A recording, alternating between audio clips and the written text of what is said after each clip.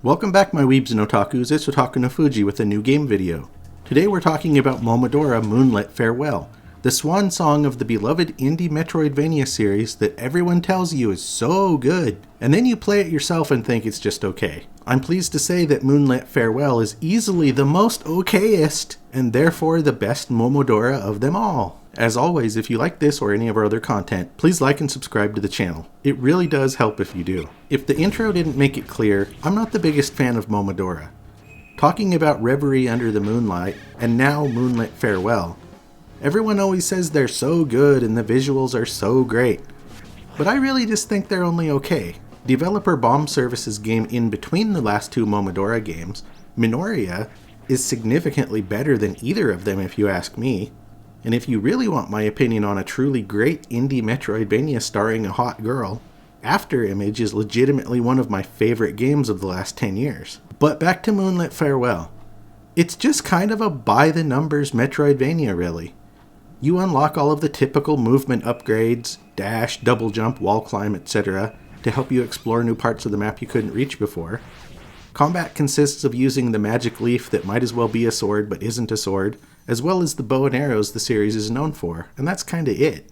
There is some customization in the sigil cards you find that give you more powerful arrows or better healing or things like that, and assigning the right ones in different scenarios does give the game a slight strategic element, but it's all really pretty basic. It's all totally fine, not bad in the least, but nothing new or unique or special. Moonlit Farewell does set itself apart in a couple of other key ways though. First, there is an easy mode that lets you absolutely blast through the game. I'm talking literally just stand next to bosses and not dodge anything and just attack kind of easy. The normal mode is a more standard level of difficulty, but I would say it's a little easier than Reverie Under the Moonlight, which was notorious for being very difficult at first until you got a few upgrades. Moonlit Farewell is much more balanced. I do appreciate the easy mode though.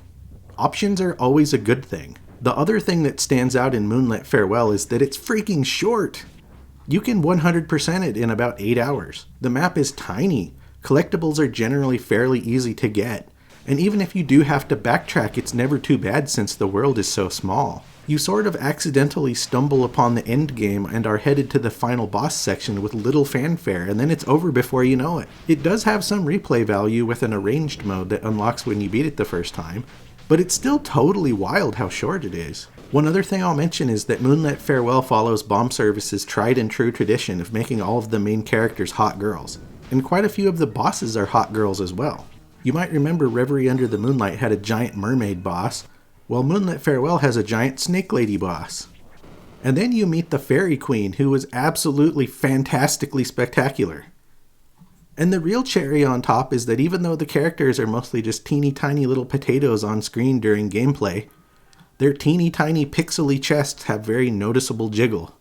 Now that's attention to detail. All in all, Momodora Moonlit Farewell is fine. It's good. In fact, I'd say it doesn't have any bad parts at all. It checks all of the boxes of stuff good Metroidvanias do. But it's also just super by the numbers and really doesn't do anything special like the series' reputation would have you believe. Even if it isn't going to blow you away though, it's perfectly priced at just $17, which makes it super easy to recommend. Thanks a lot for watching, please like and subscribe and check out otakunofuji.com.